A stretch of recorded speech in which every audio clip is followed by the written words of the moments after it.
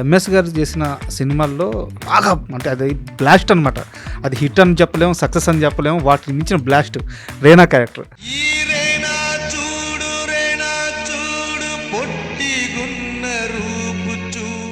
ఆవిడ అలా కోపంగా చూసినప్పుడు ఈయనలో తల దించుకుని వెళ్ళిపోవడము, పైనుంచి కాకి రెట్టేస్తుంది, ఇట్లా టర్నింగ్ ఇస్తారు, ఇట్లా బయటకు వెళ్ళి ఇప్పుడే బార్కి వెళ్ళి వస్తా అని వెళ్ళిపోవడము. చాలా అందమైన రోల్స్. క్షేమంగా వెళ్ళి లాభంగా రాబాబు అంటే కుదరదు వదిన, మత్తుగా వస్తారు. ఓపెన్ హార్ట్ విత్ ఆర్కేలో మీరు తాగుతారా సంథింగ్ ఇట్లా డిస్కషన్ కానీ నేను తాగుతాను కానీ తాగి నా ఇంటికే పోతాను అంటాడు.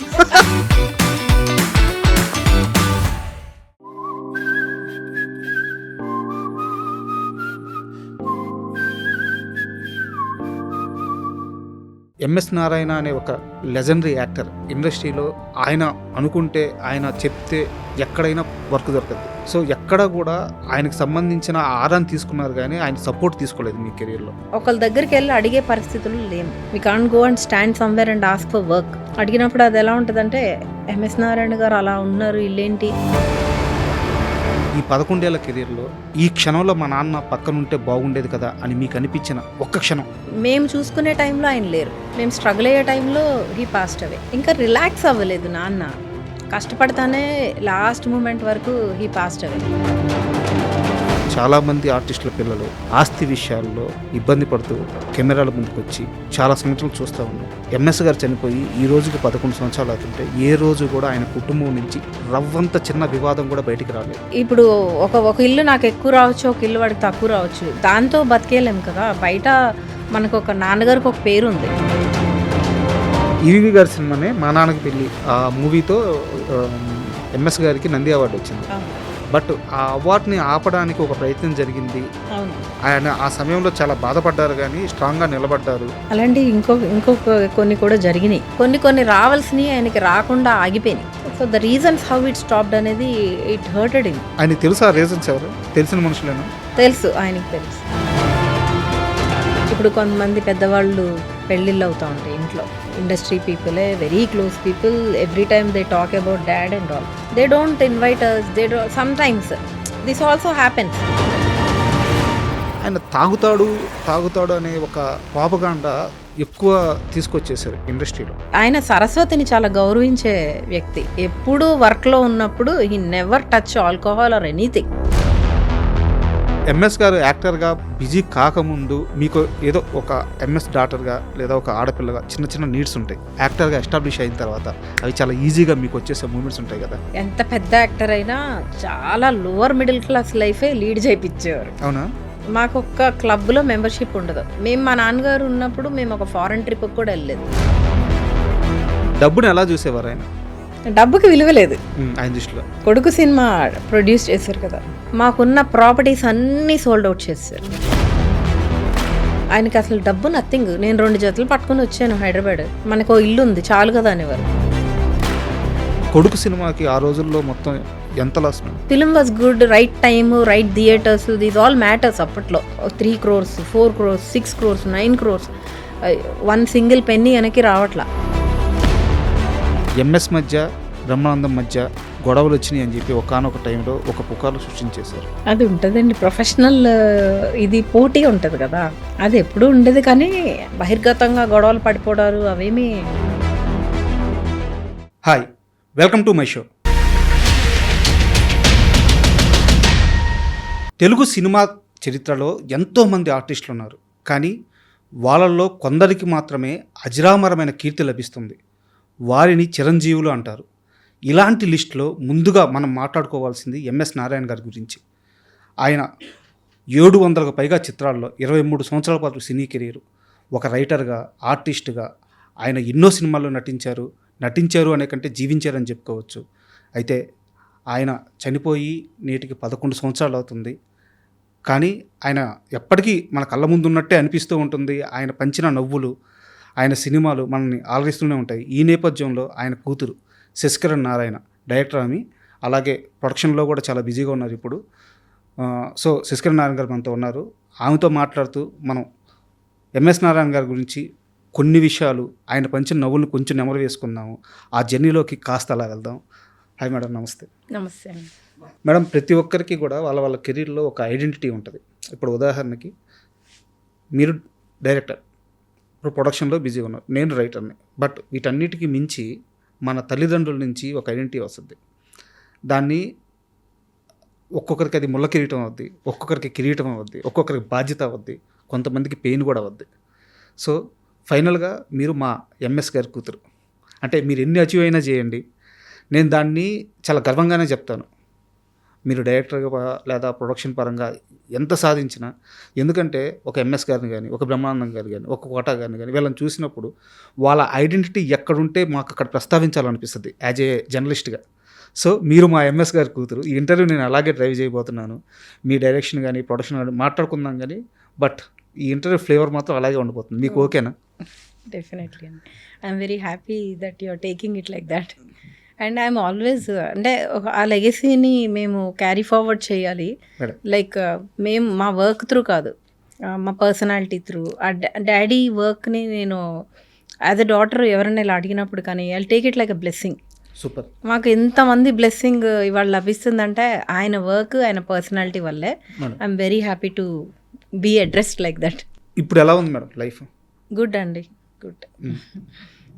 అంటే నాన్న మాకు ఎప్పుడు నేర్పించింది ఒకటే, స్క్రాచ్ నుంచి బిల్డ్ చేసుకుంటూ వెళ్ళాలి. From zero, if you fall down also అక్కడి నుంచి మళ్ళీ లెగడం, మళ్ళీ పరిగెత్తాలి. సో అది అలవాటు ఉన్నోడికి ఎప్పుడు లైఫ్లో అంత ప్రాబ్లం ఉన్నా మేము ఫేస్ చేయగలం, ఆ ధైర్యం ఉంది కాబట్టి ఇట్స్ గుడ్. పర్సనల్గా మీ జర్నీ నాకు కాస్త తెలుసు మేడం, ఎందుకంటే మీరు మీడియాలో కూడా వర్క్ చేశారు. మీ కొలీగ్స్తో మాట్లాడినప్పుడు కొంత చెప్పారు. ఎంఎస్ నారాయణ అనే ఒక లెజెండరీ యాక్టర్ ఇండస్ట్రీలో, ఆయన అనుకుంటే, ఆయన చెప్తే ఎక్కడైనా వర్క్ దొరకద్ది, ఎక్కడైనా పని అవుద్ది. అలాంటిది ఎప్పుడూ కూడా నా కూతురు వర్క్ ఇవ్వండి అని ఆయన ఎప్పుడూ చెప్పలేదు. ఆయన ఆర్టిస్ట్గా బాగా ఎస్టాబ్లిష్ అయినప్పుడు, జనాలకి బాగా రీచ్ అవుతున్న సమయంలోనే మీరు డైరెక్టర్ అయ్యారు, మీడియాలో వర్క్ చేశారు. సో ఎక్కడ కూడా ఆయనకు సంబంధించిన ఆరాన్ని తీసుకున్నారు కానీ ఆయన సపోర్ట్ తీసుకోలేదు మీ కెరీర్లో. 100%. ఎందుకు ఆ డిసిషన్ కాన్షియస్గా తీసుకున్నారా, లేకుంటే ఎందువల్ల? అంటే ఆయన ఉన్నప్పుడు కెరియర్లో ఒక గ్రేట్ హైట్స్లో ఉన్నప్పుడు నాన్నగారు సపోర్ట్ తీసుకుని మనం ఏదో ఉన్నాము, ఏదో చేస్తున్నామని ప్రూవ్ అప్పటికప్పుడు ట్రై చేయొచ్చు. అదే బట్ తర్వాత మనకు వర్క్ రాలేదనుకోండి, I mean if I'm not capable of doing things, అది ఎంతవరకు పనికొస్తుంది? ఎప్పుడైనా మన కష్టము మనకు వచ్చిందే మనతో వస్తుంది, ట్రావెల్ అవుతుంది. So I learned. నేను నా స్ట్రగుల్ నేను పడ్డాను, నేను నేర్చుకుంటూనే ముందుకెళ్ళా. కాస్త అంటే మీ జర్నీ కాస్త వివరంగా చెప్తారా? అంటే నేను స్టార్ట్ చేసింది కూడా కెరియర్లోకి రావడం అదంతా కూడా at the age of 30 I came in to the industry అంటే మీడియాలోకి వచ్చాను. మీడియాలోకి వచ్చి ఏబిఎన్ ఆంధ్రజ్యోతి, విసా టీవీ, అట్లా ఒక్కొక్క స్టెప్ నేర్చుకుంటూ I learned and I came in to మా టీవీ.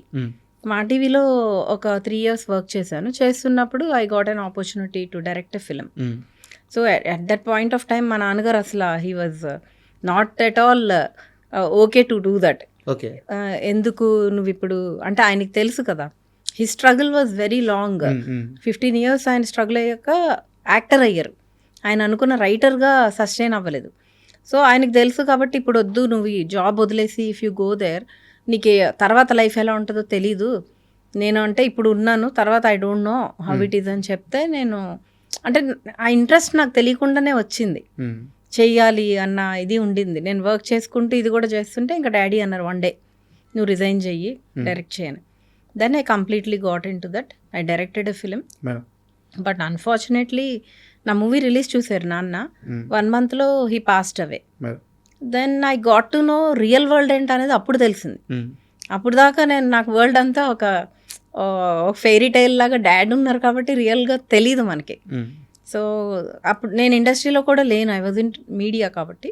రియల్ ఇండస్ట్రీలోకి వచ్చి ఎవరు మెంటర్స్ ఎవరు లేరు మనకి, ఎట్లా వెళ్ళాలి, ఎట్లా అప్రోచ్ అవ్వాలి, నెక్స్ట్ ప్రాజెక్ట్ ఎట్లాగా అనేది చాలా స్ట్రగుల్ అయ్యాను నేను ఒక 5 years. But I never stopped. I did a song with my daughter, నా డాటర్నే పెట్టి అట్లా చేసి ఆ తర్వాత ఇంకొక ఇది చేశాను, ఒక వెబ్ సిరీస్ ఒకటి చేశాను. At that point only I got into OTT, ఎందుకంటే ఐ వాస్ కంఫర్టబుల్ దేర్. కొంచెం ఆర్గనైజ్డ్గా ఉంటుంది, అప్పుడప్పుడే స్టార్ట్ అవుతుంది. ఇట్లాగే ఐ డి one of the platform I did that, but lockdown వచ్చింది. I did a good job, like that was in my own style, ఆ సిరీస్ చేయటం కూడా. దాని తర్వాత ఇంకా లాక్డౌన్లో I did lot of thinking. అంటే మనము డైరెక్షన్లో ఉండి ఇట్లా స్ట్రగుల్ అయిన 5 years అయిపోయింది అప్పటికే. సో వేర్ ఐఎమ్ గోయింగ్ అనేది ఐ థాట్. సో ఇక్కడ నుంచి మళ్ళీ కెరియర్ ఐ షిఫ్టెడ్.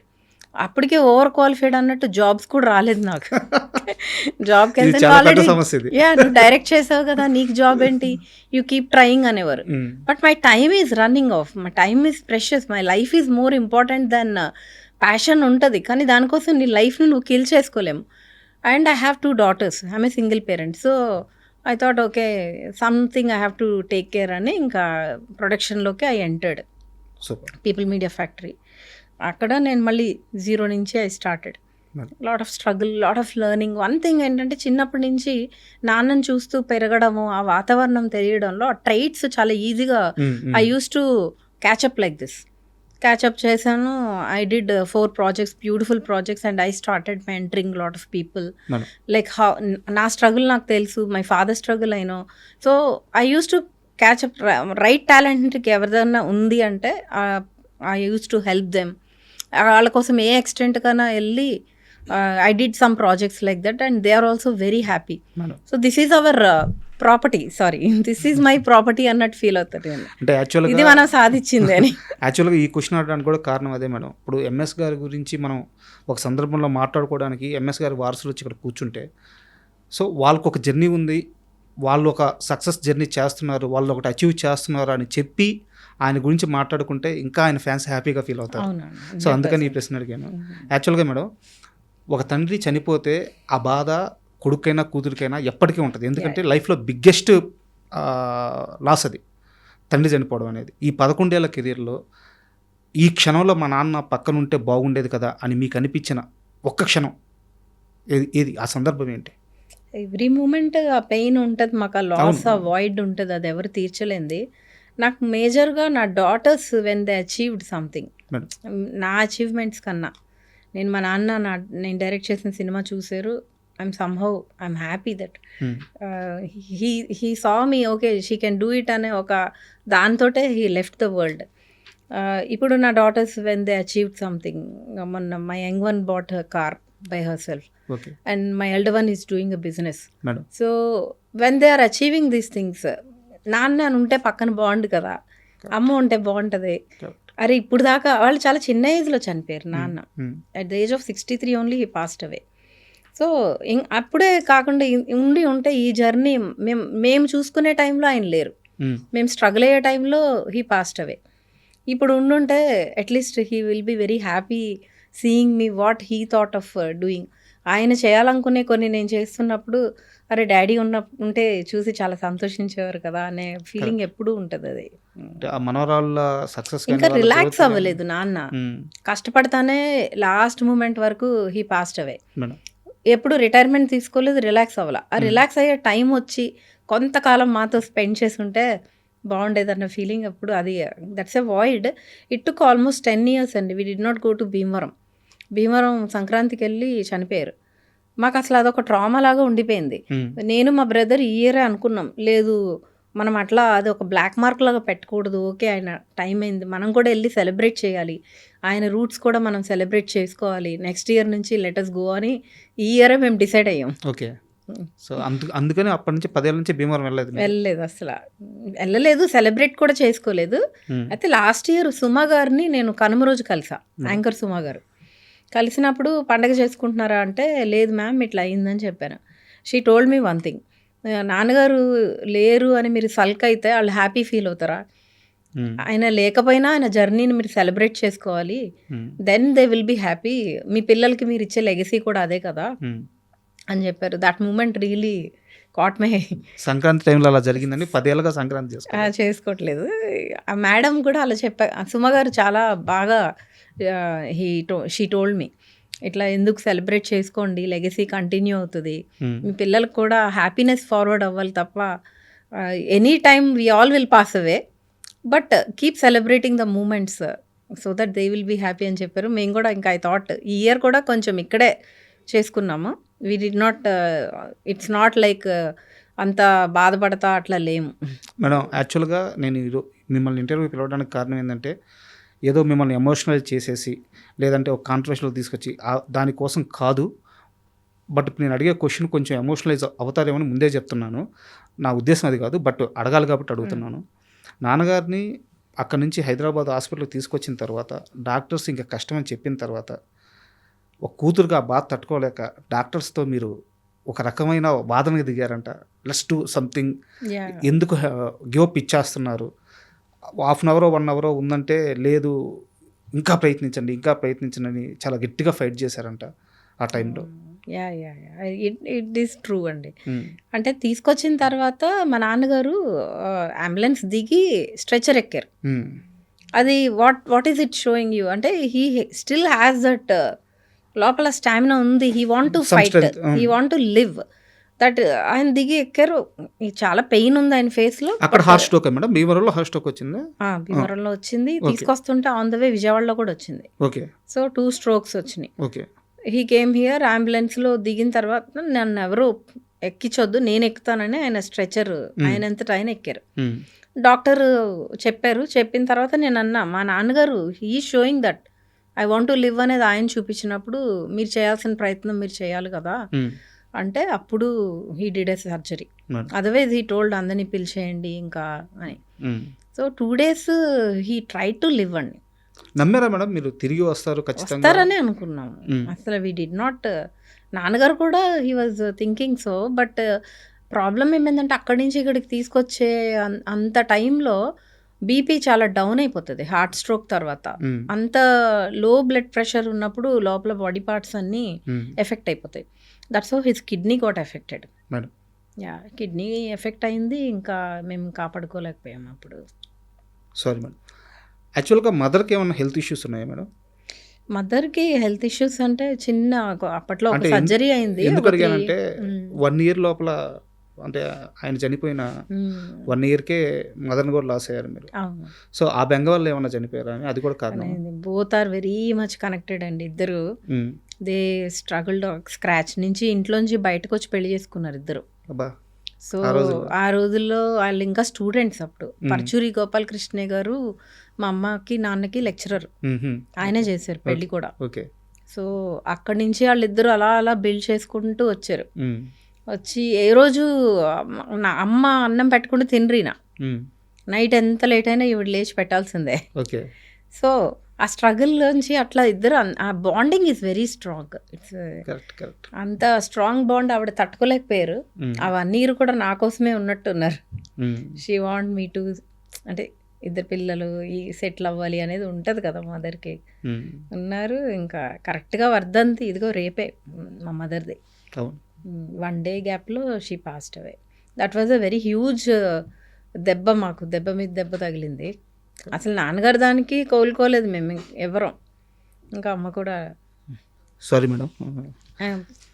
అండ్ యాక్చువల్గా ఎవరైనా కెరీర్లో జీతం పెంచుకోవడానికి, శాలరీ కానీ జీతం కానీ పెంచుకోవడానికి ప్రయత్నిస్తారు.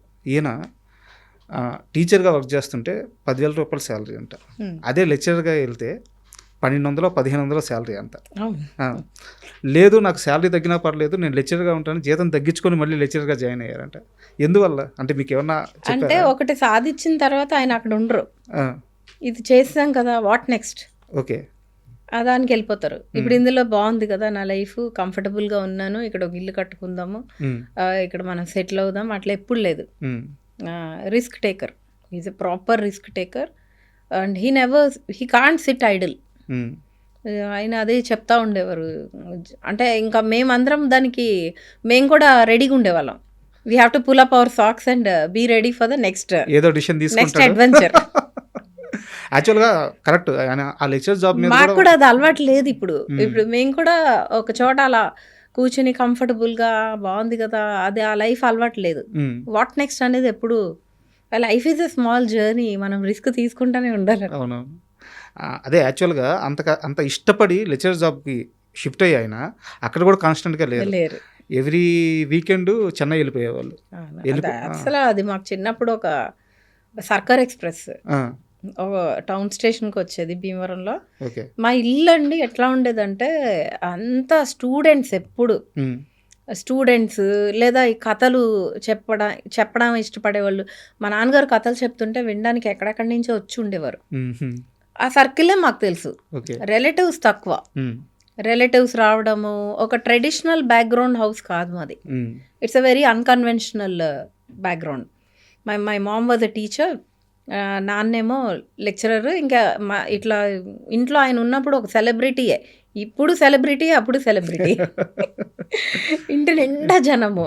మమ్మల్ని ఆల్మోస్ట్ పెంచింది కొంతమంది స్టూడెంట్సే. ఉమ్, చిన్నప్పుడు ఎలక్షన్ డ్యూటీకి వెళ్ళినా, ఎక్కడికి వెళ్ళినా.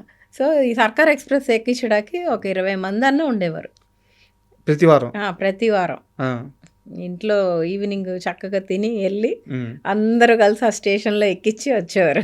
అంటే యాక్చువల్గా పిల్లలు అనేవాళ్ళు వారం అంతా స్కూల్కి వెళ్తారు, బిజీగా ఉంటారు. వీకెండ్లో ఫాదర్తో కానీ మదర్తో కానీ కాస్త టైం స్పెండ్ చేస్తారు. నాకు తెలిసి ఆయన చాలా సంవత్సరాలు అలాగే ట్రయల్స్ చేశారు. చాలా మీరు నమ్మరు, నా పెళ్ళి కూడా అట్లనే ఒక సెట్ మ్యారేజ్ లాగా అయిపోయింది. అవునా? రేపు మ్యారేజ్ అనగా వచ్చారు. అక్కడ ట్రయల్స్లో ఉండే.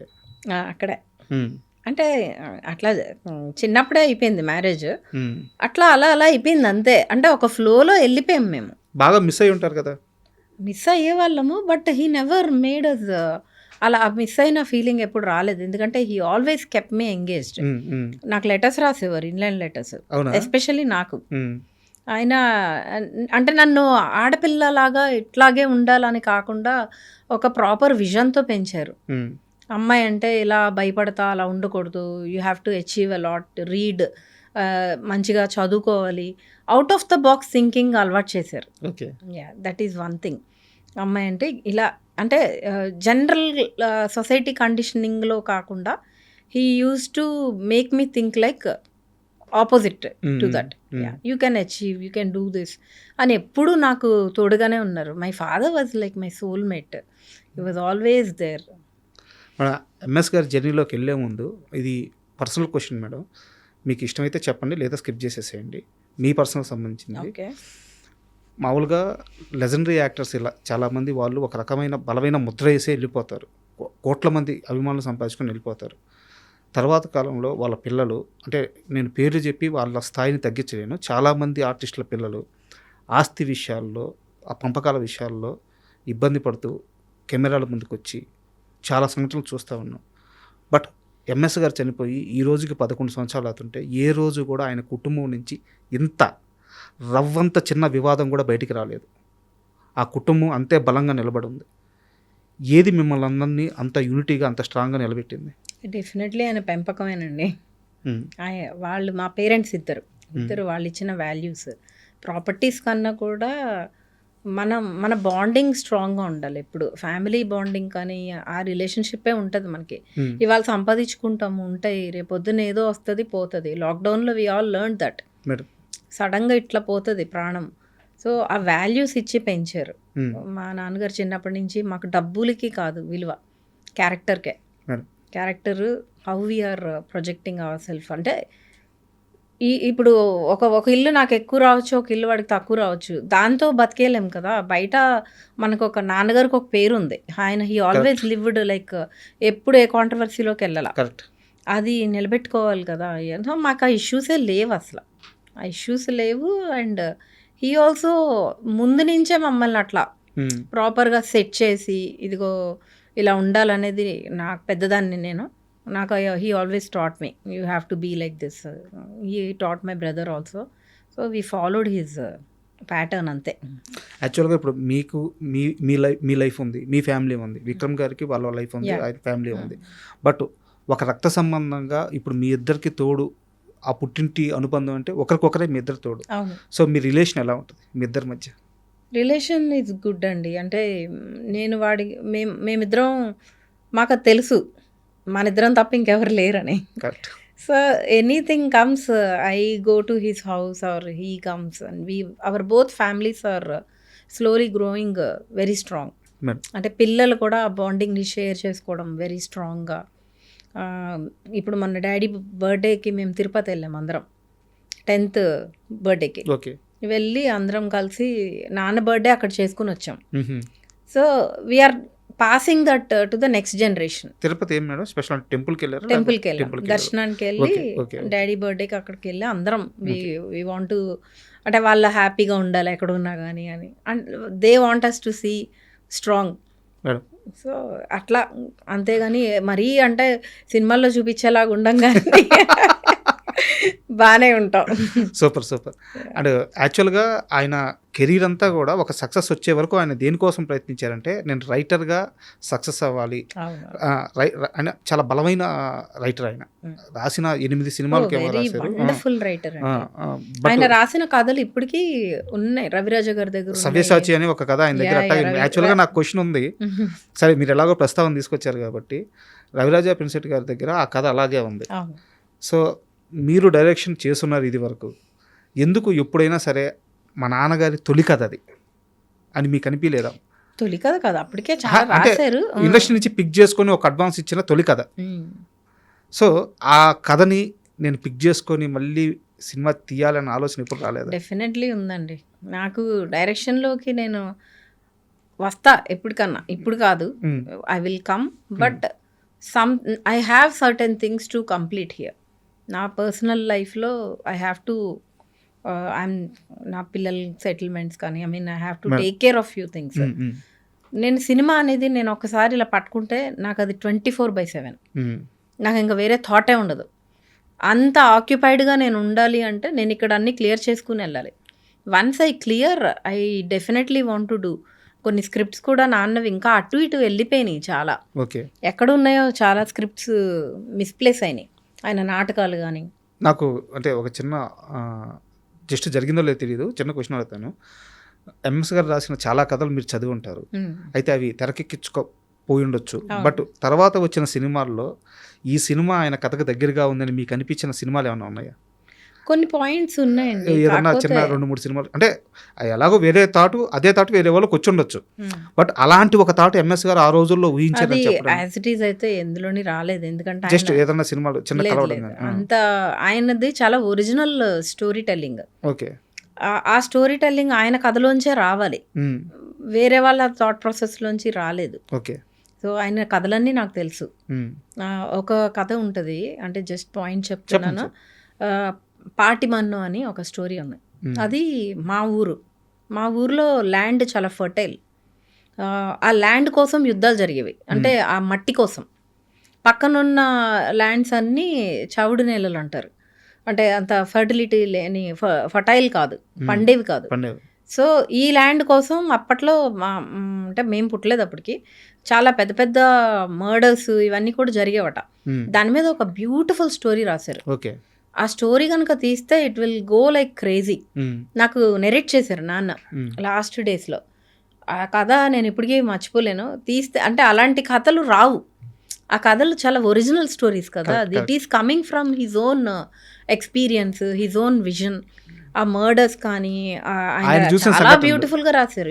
He might be known as a comedian, he's a very good actor, but he's a wonderful writer. Madam యాక్చువల్గా ఆయన రాసిన కథల్లో 8 వరకు సినిమాలు అయినాయి. వాటిల్లో పేకాట పాపారావు మాత్రం అందరికీ బాగా రిజిస్టర్ అయింది. బట్ చాలా మందికి పేకాట పాపారావు కథ అని చెప్పి చాలా మందికి తెలియదు. అవును, పేకాట పాపారావు, ప్రయత్నం అని ఒకటి వచ్చింది, లింగబాబు లవ్ స్టోరీ, ముగ్గురు మనగాళ్ళకి కూడా నాన్నగారు వర్క్ చేశారు. అవునా? అప్పుడు చెన్నైలో ఉండేవాళ్ళం మేము కూడా. ఇంకా అలా చాలా కథలు రాసేవారు. కాకపోతే కానీ ఆయన పేరు పడేది కదా, అప్పట్లో పేరు చాలా టఫ్, అంటే మూల కథ అనో, కథా సహకారము, ఇట్లా పడేవి. But still we use to celebrate a lot. మా ఊర్లో బ్యానర్లు కట్టేసి అట్లా చాలా మంది. మీకు ఊహ తెలిసి నాన్నగారి తొలి సక్సెస్ సెలబ్రేట్ చేసుకున్న మూమెంట్ ఏంటి? యాజ్ ఎ రైటర్ అంటున్నారా? యాజ్ ఎ రైటర్ ఫస్ట్ అంటే ప్రయత్నం అనే సినిమా అప్పట్లో థియేటర్లో మొత్తం మా నాన్నగారి ఫ్రెండ్స్ అందరు, చిన్నపిల్లలం మేము, అందరూ వచ్చి ఇంకా ఇప్పుడు అందరూ ఫ్యామిలీస్ ఫుడ్ తీసుకొచ్చి ఎలాగా కూర్చొని చూస్తారు, అలా మా ఊర్లో చూసారు. Okay. That was a moment for us. అంటే ఇంత ఇది ఉంటుందా సినిమా అంటే, ఇంత పేరుంటుందా. ఎంఎస్ గారు యాక్టర్ అవ్వకముందు, యాక్టర్ అయిన తర్వాత ఆయన ఎక్కువ ప్రయాణం రవిరాజ పినిశెట్టి గారితో జరిగింది. ఆయన యాక్టర్ చేసింది కూడా ఆయనే, పినిశెట్టి గారు. Yeah. సో ఆయన గురించి ఫాదర్ మీకు ఏం చెప్పేవారు? రవిరాజ గారు ఈజ్ లైక్ డాడ్స్ గురు అనొచ్చు, మెంటార్ అనొచ్చు, ఫ్రెండ్ అనొచ్చు, like best friend or like some times frenemy అనొచ్చు. వాళ్ళిద్దరికి ఆ బాండింగ్ ఉండేది, చాలా స్ట్రాంగ్ బాండింగ్. సరదా బుల్లోడు, పెదరాయుడు, ఇంకా చాలా సినిమాలు, పుణ్యభూమి నా దేశము, ఎం ధర్మరాజు ఎంఏ. నాన్నగారు రైటర్గా వర్క్ చేసేవారు, గోస్ట్ రైటర్గా చేస్తూనే ఆ జర్నీలో అనుకోకుండా ఆయన ఒకరోజు ఎం ధర్మరాజు ఎంఏకి యాక్టర్ని చేశారు. చేశాక ఇంకా డాడీ కెరియర్ వెళ్ళిపోయింది. సో వాళ్ళిద్దరికి చాలా మంచి బాండింగ్ ఉండేది. మేము పెదరాయుడు షూటింగ్ అప్పుడు వెళ్ళాను నేను, మేము ఫ్యామిలీ అంతా వెళ్ళినప్పుడు ఆయనతో ఒక చిన్న అది అప్పుడు చూడటమే, వీళ్ళిద్దరికి ఒక ఫ్రెండ్స్ లాగా మంచి బాండింగ్ ఉండేది. అప్పుడప్పుడు తిట్టేవారు డాడీని. అండ్ అగైన్ ఆ ప్రేమ, కోపం అదంతా అన్కండిషనల్ బాండ్ లాగా ఉండేది. సో రీసెంట్గా ఆయనతో మాట్లాడింది నేను పుస్తకావిష్కరణకు ఒకసారి కాల్ చేశాను. ఆయన అప్పుడు చెన్నైలో కొంచెం హెల్త్ బాగోక రాలేదు, but he so fond of my father. And ఆది గారితో నేను ఒక మూవీ చేయాలి అది డైరెక్టర్గా. అప్పుడు ఆయనే అడిగారు, నువ్వు చేస్తున్నావంట కదా బాబుతో చెయ్యి అని. So he felt so happy genuinely. Industry నుంచి somebody showing that love and ఇది అంటే అది ఇప్పుడు వచ్చింది కాదు, నాన్నగారి దగ్గర నుంచి స్ట్రాంగ్గా వాళ్ళిద్దరికి ఉన్న బాండ్ నుంచి వచ్చింది. అండ్ నాన్నగారే ఒక ఇంటర్వ్యూలో మాట్లాడుతూ, నన్ను నటుని చేసింది పినిశెట్టి గారు, బట్ నన్ను నా చేయి పట్టుకొని అలా ఇంకో స్థాయికి తీసుకెళ్ళింది మాత్రం ఈవీవి గారు అని చెప్పి చెప్పారు అనమాట. సో ఈవీవి గారి ఫ్యామిలీతో మీకున్న అసోసియేషన్ ఏంటి? ఫ్యామిలీతో అంటే నరేష్ గారితో ఐ ట్రావెల్డ్ అ బిట్ అండి. నేను ప్రొడక్షన్లోకి వచ్చాక హీ ఈజ్ వెరీ అంటే వెరీ ప్యాషనేట్ గై. కొత్తగా కథలు వచ్చిన ఫస్ట్ ఉండి అందరికన్నా మనం ఎలా చూస్తాము కొత్త కంటెంట్. ఇప్పుడు you're also journalist, I'm also into writing and directing. ఏదైనా మంచి స్టోరీ ఏదైనా వచ్చిందంటే ఫస్ట్ అప్రిషియేట్ చేస్తాడు ఆయన, నరేష్ గారు. That kind of bonding I shared with him. Dad గురించి మాట్లాడుకుని ఇమీడియట్గా అసలు వాట్ ఈస్ హ్యాపెనింగ్, ఇలాంటి కథలు మనం ఎందుకు తీయము, ఇలాంటివి తీయాలి కదా అన్న ఒక చిన్న జర్నీ ఉండింది. మేము ఒక ప్రాజెక్ట్ చెయ్యాలి, కుదరలేదు. అంటే అదే from production side I need to work with him. ఒకటి కుదరలేదు, maybe in future will work it out. EVV గారి సినిమానే మా నాన్నకి పెళ్ళి, ఆ మూవీతో ఎంఎస్ గారికి నంది అవార్డు వచ్చింది. బట్ ఆ అవార్డుని ఆపడానికి ఒక ప్రయత్నం జరిగింది, ఒక రకమైన కుట్ర అనొచ్చు, కొన్ని కామెంట్స్ అనొచ్చు, ఒక నెగిటివ్ క్యాంపెయిన్ జరిగింది. అవును, ఆయన ఆ సమయంలో చాలా బాధపడ్డారు కానీ స్ట్రాంగ్గా నిలబడ్డారు. అలాంటి ఇంకొక కొన్ని కూడా జరిగినాయి. ఆయన ఒక ప్రెస్ మీట్లో కూడా షేర్ చేసుకున్నారు. That was his last press meet. Madam, నేను చనిపోయే ముందు నా సినిమా ప్రెస్ మీట్లో షేర్ చేసుకున్నారు. అంటే కొన్ని రావాల్సినవి ఆయనకి రాకుండా ఆగిపోయినాయి. ఆయనకి పిహెచ్డి డాక్టరేట్ వచ్చింది, అది for some reasons it stopped, I don't know. And he is a well deserving person. He did double MA and he did some thesis also. అది కంప్లీట్ అవ్వలేదు, ఆయన చాలా బిజీ అయిపోయారు యాక్టర్గా. చెన్నైలో ఉన్నప్పుడు he did PhD on Raviraja గారి ఫాదర్. ఆయన he's one of the greatest technician. So ఆయన మీద నాన్నగారు ఒక థీసిస్ చేశారు, అది సమ్హౌ వర్కౌట్. అంటే లాస్ట్లో ఎందుకు అవ్వలేదు, ఇంకా అంత బిజీ అయిపోయారు నాన్న, అది కుదరలేదు. సో ఈయనకే ఒక డాక్టరేట్ వచ్చింది అప్పుడు ఫారెన్ యూనివర్సిటీ నుంచి, అది ఆగింది. అది ఎందుకు ఆగిందో తెలీదు. He felt really bad. చాలా అంటే హీజ్ అ లిటరేట్ కదా, ఇతనే చదువు మీద ఆయనకి చాలా ఇష్టం, చాలా కష్టపడి చదువుకున్నారు. మా తాతగారు వాళ్ళకి తెలీదు, రైతు ఆయనకి ఇష్టం ఉండేది కాదు. ఈయన ఇంట్లో పోట్లాడి వచ్చి చదువుకున్న మనిషి, చదువు అంటే అమితమైన ప్రేమ ఆయనకి అట్లా అది జరిగేటప్పటికి అన్నింటికన్నా it hit him very bad. అంటే అది ఉండిపోయింది, ఆ కళ ఆయనకి తీరలేదు. ఎంత లేదనుకుంటా, ఎంత మాట్లాడుకున్న అవార్డ్స్ విషయంలో ఎంఎస్ గారికి అన్యాయం జరిగింది అంటే ఒప్పుకుంటారా? జరిగి ఉండొచ్చండి, కానీ అవార్డ్స్ తోటి కొలలేం కదా. ఇప్పుడున్న people love you cannot measure with any awards. అవును, ఆయనకు ఉండే ప్రేమ. ఈరోజు నేను నిన్న పోస్ట్ పెడితే ఆయన పేజ్లో 28,000, ఇప్పుడు 35,000 లైక్స్ వచ్చినాయి. అవును మేడం, నేను ఎక్స్పెక్ట్ చేయలేదు. అంటే ఇంత ప్రేమ నాన్న మీద, అది ఎవరు ఆపలేరు కదా. It is beyond awards, it is beyond doctorate, it is beyond anything. That love is there, అది అన్కండిషనల్, ఎవరు ఆపలేరు, ఎన్నైనా ఆపిన. అంటే ఏం లేదు, యాక్చువల్గా ఆడియన్స్ లవ్ అనేది అది ఒక ప్యూరిటీ మేడం, దానికి ఇంకా ఫిల్టర్ ఉండదు, అదొక స్వచ్ఛమైన ప్రేమ. బట్ ఇప్పుడు కొన్ని దశాబ్దాలు దాటిన తర్వాత అయినా కొలవడానికి పద్మశ్రీ వచ్చిందా, డాక్టరేట్ వచ్చిందా, ఇలాంటి కొలమానాలు వచ్చే రోజులు ఉన్నాయి. వచ్చేవి ఆగినాయి. ఆయనకి రావాల్సినంత అయితే రాలేదు. రావాల్సినంత, కానీ మేము అది మేము చూడట్లేదు, ఆ పార్ట్ ఎప్పుడు చూడలేదు. ఇట్స్ ఓకే, మనిషి ఎంత అచీవ్ చేసినా ఇంకేదో రావాలని ఉంటుంది మనకి. We are happy with what he is happy. Only దా చిన్న పెయిన్ ఉండేది, ఇలాంటివి జరిగినప్పుడు బాధపడేవారు. అగైన్ మళ్ళీ he'll come back and he work. Jersey సినిమాలో ఒక సీన్ ఉంటుంది మేడం, ఆ బాబు క్రికెట్ ఆడడానికి వస్తే, నాని కొడుకు క్రికెట్ ఆడడానికి వస్తే వాళ్ళ ఫ్రెండ్ ఉండి, అరే మీ నాన్న ఫోటో ఈరోజు కూడా పేపర్లో వచ్చింది అనగానే ఇట్లా ఒక గర్వంతో అట్లా తలెత్తి నవ్వుకుంటూ అటు తిరిగి వెళ్ళిపోతాడు అనమాట. ఎంఎస్ గారి విషయంలో మీకు అలాంటి మూమెంట్ ఏ సినిమాతో వచ్చింది? మా నాన్నకి పెళ్ళికి వీవర్ అంటే అంత ఎస్టాబ్లిష్డ్, అంత మా మదర్ టీచర్ భీమవరంలో, షీ వర్క్ చేస్తున్నారు. ఇంకా నాన్న ఇక్కడ ఉన్నారు. నేను నాన్న దగ్గర ఉండేదాన్ని, మా బ్రదర్ అమ్మ దగ్గర ఉన్నాడు. సో ఈ సినిమా రిలీజ్ అయింది, మేము ఒక సింగిల్ రూమ్లో ఉండేవాళ్ళం ఇక్కడ ఎల్లారెడ్డిగూడలో. ఈ సినిమా 100 days ఫంక్షన్కి పిలిచారు ఆర్ఎఫ్సికి. సో వెళ్ళాము. It was very nice vibe. అప్పట్లో చాలా బాగుండేవి, అప్పటికి ఇప్పటికి లాట్ ఆఫ్ డిఫరెన్స్. సో అక్కడికి వెళ్ళి నాన్నగారే హోస్ట్ చేస్తున్నారు, పంతులు గెటప్ వేసుకుని హోస్ట్ చేస్తున్నారు. He was anchoring. మధ్యలో తెలిసింది ఇట్లా నంది అవార్డు వచ్చిందని. దట్ వాజ్ అ మూమెంట్ అండి, యూ డోంట్ బిలీవ్. అంత హ్యాపీనెస్ ఇంకా తర్వాత అంటే that was the first thing. Next ఆ మూమెంట్ తర్వాత ఇట్లా వెళ్ళే గ్రాఫ్ ఆ ఇయర్లో ఇట్లా వెళ్ళింది స్ట్రైట్. 56 ఫిలిమ్స్ చేశారు. I use to write his diary. 1 yearలోనా? 1 yearలో 3 షిఫ్ట్లు. అసలు మాకే అదొక డ్రీమ్ లాగా అయిపోయింది. ఒక మనిషి కెరియర్ ఇట్లా అలా షిఫ్ట్ అవ్వడం నేను నా కళ్ళతో చూశాను. That was the first moment, is the best moment ever. మా నాన్నకి పెళ్ళి, సూపర్. మా పాప పుట్టింది అప్పుడే. పాప పుట్టింది ఇంకా ఆయన హీ ఆల్వేస్, అది ఒక ఇంటర్వ్యూలో కూడా చెప్పారు, తనకి నైరుతి అని పేరు పెట్టారు. ఎందుకంటే మలమల మాడిపోతుంటే నైరుతి ఋతుపవనంలాగా మా లైఫ్లోకి వచ్చింది. సూపర్. ఇప్పుడు మీరు ఒక మాట అన్నారు, 1 సంవత్సరంలో 56 సినిమాలు చేశారని. నిజానికి ఆ తర్వాత కూడా ఇండస్ట్రీలో ఆయనంత బిజీగా వేరే చాలా తక్కువ మంది అంత బిజీగా ఉంటారు. షార్ట్ స్పాన్ లో హైయెస్ట్ ఫిల్మ్స్ చేసిన రికార్డ్ ఉంది ఆయనకి.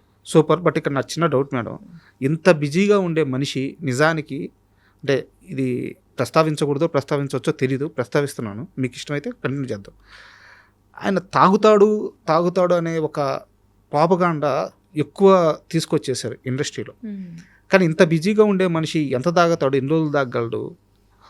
ఎందుకు ఈ రకమైన ప్రాపగాండా ఎంఎస్ గారి మీద పడింది? ఆయన చేసిన క్యారెక్టర్స్ వల్లేనండి. క్యారెక్టర్స్ ఆయన చాలా రియలిస్టిక్గా చేస్తారు. ఎంత రియలిస్టిక్గా అంటే, మేము ఒకసారి అన్నవరం నువ్వే షూటింగ్ జరుగుతున్నప్పుడు నేను వెళ్ళా. మా నాన్న నన్ను తీసుకుని తుని వచ్చారు. షూటింగ్ అయిపోయింది, మేమిద్దరం ఇంకా మా ఫ్యామిలీలో మా బావ వాళ్ళు ఉన్నారు. వచ్చి ట్రైన్ ఎక్కే ముందు తుని వెళ్ళాం. ఎందుకో ఒక చిన్న పని ఉండి ఎవరినో కలవడానికి అనుకుంటా వెళ్ళి ఒక చోట ఛాయ్ తాగుతున్నాం.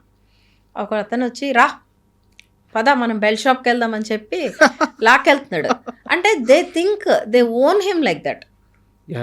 ఎంఎస్ రా నువ్వు అని చెప్పి ఇట్లా చేయి పట్టుకుని లాక్కెళ్తుంటే ఉండు అని చెప్పి అతను అలా సంధాయించి మేము వెళ్ళిపోయాము. అంటే అలాంటి 2-3 ఇన్సిడెంట్స్ నేను చూసా. నేను చాలా తక్కువ అట్లాంటివి, ఆయన ఎన్ని చూసారు. అంటే పీపుల్ థింక్ దట్ ఆయన రోజు తాగే చేస్తాడు, ఇలా కూడా చాలా మంది అనుకుంటారు.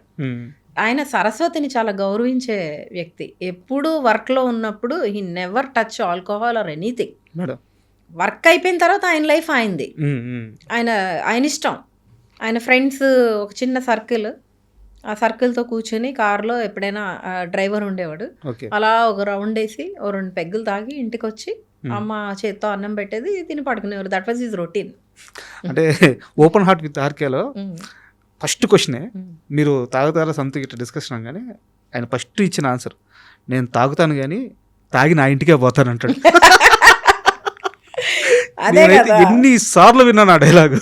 తాగడం తప్పు కాదు, తాగి ఎవరినన్నా ఇబ్బంది పెట్టడం తప్పు. అది ఆయన హ్యాబిట్, అది ఆయన ఎప్పుడన్నా వర్క్ అయిపోయిన తర్వాత రిలాక్సేషన్ అది. అంతేగాని కాకపోతే ఆయన తాగబోతు క్యారెక్టర్స్ కొన్ని వందలు చేసేయడం వలన పీపుల్ థింక్ దట్ ఆయన తాగేసి పని చేస్తాడేమో అన్న అది కూడా మేము కాంప్లిమెంట్ లాగానే తీసుకున్నాం. Madam thank you madam. And అలాగే మీరు ఇందాక చెప్పినట్టు మళ్ళీ డైరెక్షన్ స్టార్ట్ చేయబోతున్నారు.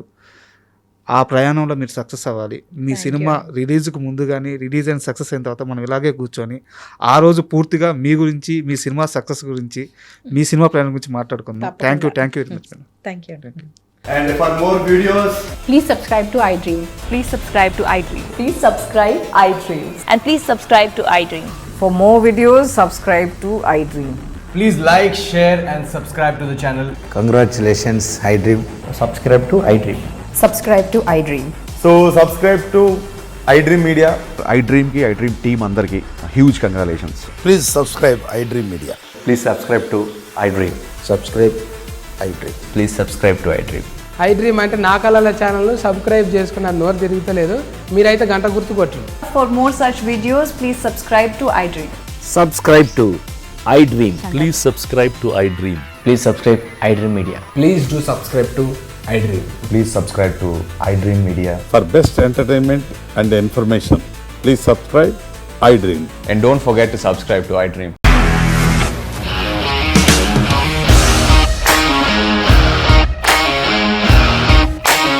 ఇండస్ట్రీలో కమిట్మెంట్ ఇష్యూస్ వస్తే నీకు కూడా వచ్చినట్టు మార్నింగ్ తీసుకెళ్ళాలంటే కొట్టి పడేస్తాడు.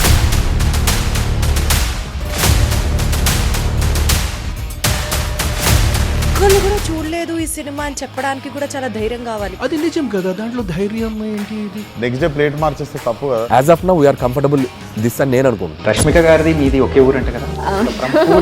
నీకు కోపం వచ్చిందంటే బాగా తిట్టేత్తరా? తిట్టేద్దామండి. నిజంగా గేమ్ ని ఎలా చేంజ్ చేయగలిగారు? ఏపీఎస్ఎఫ్సి వాళ్ళకి 6 నెలల్లో నేను 6 లక్షలు కట్టా. బిజినెస్ చేయాలనుకుంటే it is as difficult as riding a tiger.